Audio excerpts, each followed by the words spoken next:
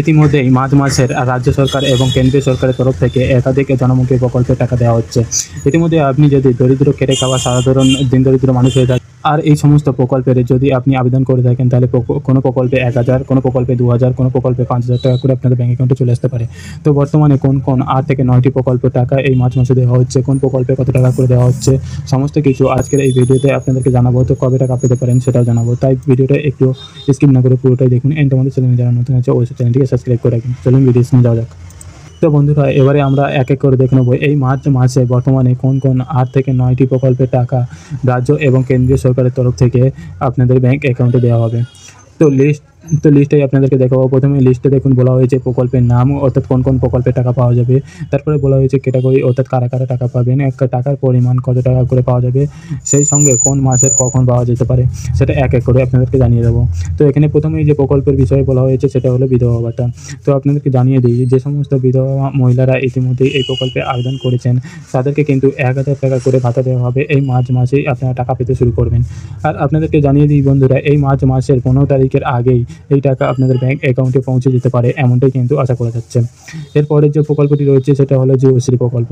যুবশ্রী প্রকল্পে SC, ST, OBC, general যে সমস্ত ছেলেমেয়েরা আবেদন করেছেন তারা সবাই কিন্তু 1500 টাকা করে ভাতা পেয়ে থাকেন। তবে এই ভাতা পাওয়ার জন্য বেকার ভাতার লিস্টে কিন্তু নাম থাকতে হয়। বিগত কয়েক মাস ধরে 4 তারিখ, 6 তারিখ, 8 তারিখ, 10 তারিখেও কিন্তু যুবশ্রী প্রকল্পের টাকা দেওয়া হয়েছে। ঠিক একইভাবে এই মার্চ মাসেও কিন্তু আপনারা টাকা পেয়ে যাবেন। সর্বোচ্চ 18 থেকে 20 তারিখের মধ্যেই কিন্তু এই টাকা আপনাদের ব্যাঙ্ক অ্যাকাউন্টে চলে আসবে, এমনটাই আশা করা যাচ্ছে। এরপরে যে প্রকল্পটি রয়েছে সেটি হলো লক্ষ্মীর ভান্ডার প্রকল্প। এই প্রকল্পটি সাধারণত মহিলাদের জন্য। মহিলাদেরকে হাত খরচ বাবদ 500 টাকা এবং 1000 টাকা করে এই প্রকল্পে দেওয়া হয়। তবে নতুন ঘোষণা অনুযায়ী কিন্তু বাড়তি টাকাও দেওয়া হবে, যে টাকাটা কিন্তু মে মাস থেকে আপনাদের ব্যাঙ্ক অ্যাকাউন্টে জমা পড়তে পারে। তবে এবার আপনাদেরকে জানিয়ে দিই, এই লক্ষ্মীর ভান্ডার প্রকল্পের টাকা কিন্তু ইতিমধ্যেই দেওয়ার কাজ শুরু হয়ে গেছে। পেমেন্ট কিন্তু আন্ডার প্রসেস হয়ে আছে। এর আগের একটি ভিডিওতে আপনাদেরকে দেখিয়ে দিয়েছি, আপনারা চাইলে কিন্তু দেখে নিতে পারেন।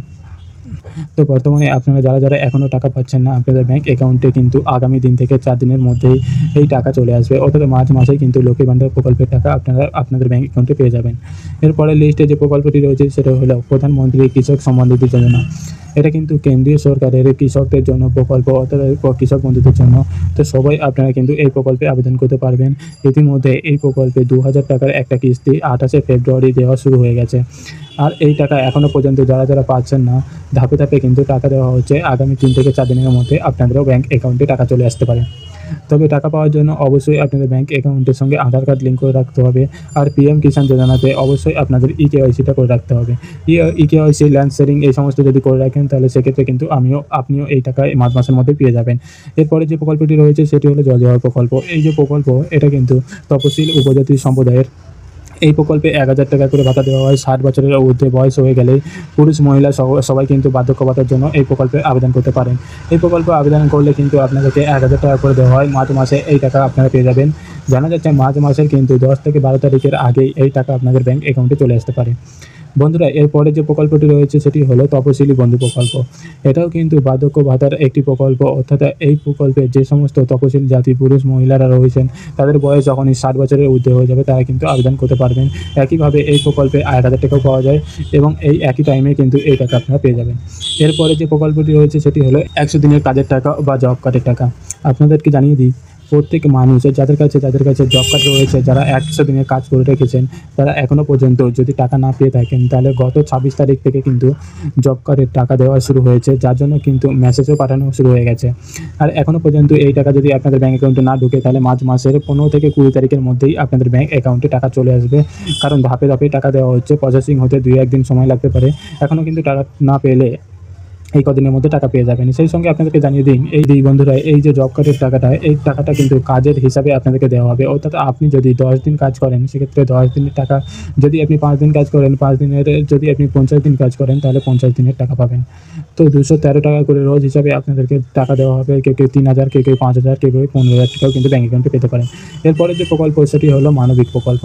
তো যে সমস্ত প্রতিবন্ধী ভাই বোনেরা রয়েছেন তাদেরকে জানিয়ে দিই, এই প্রকল্পে 40% ওপরে প্রতিবন্ধকতা নিয়ে আপনি বসবাস করেন, সেক্ষেত্রে কিন্তু এই প্রকল্পে আপনি আবেদন করলে ১,০০০ টাকা আপনাদের ব্যাঙ্ক অ্যাকাউন্টে দেওয়া হবে। মার্চ মাসে কিন্তু এই টাকাটা আপনাদের ব্যাঙ্ক অ্যাকাউন্টে পেয়ে যাবেন। আগামী সপ্তাহের মধ্যেই কিন্তু আপনাদের ব্যাঙ্ক অ্যাকাউন্টে এই টাকাটা ঢুকে যেতে পারে, এমনটাই আশা করা যাচ্ছে। এই সমস্ত প্রকল্পগুলো ছাড়াও পুরোহিত ভাতা, ইমাম ভাতা, কন্যাশ্রী, রূপশ্রী আরও বিভিন্ন ধরনের প্রকল্প রয়েছে। সেই সমস্ত প্রকল্পের টাকাও কিন্তু এই মার্চ মাসের মধ্যেই দেওয়া হবে। তার ডেট ঘোষণা করে দিয়েছে ২০ তারিখের বা ১৮ থেকে ২০ তারিখের মধ্যেই কিন্তু আপনাদের টাকাগুলো ছাড়া হবে, ঠিক আছে। মমতা বন্দ্যোপাধ্যায় কিন্তু লাইভ ঘোষণা করে দিয়েছে। সেই ভিডিও না দেখলে অবশ্যই যেয়ে দেখে নেবেন। এটা আমাদের ভিডিওটা কেমন হয়েছে অবশ্যই লাইক অ্যান্ড সাবস্ক্রাইব করে জানিয়ে দেবেন। তো আজকে ভিডিওটা thank you for watching video.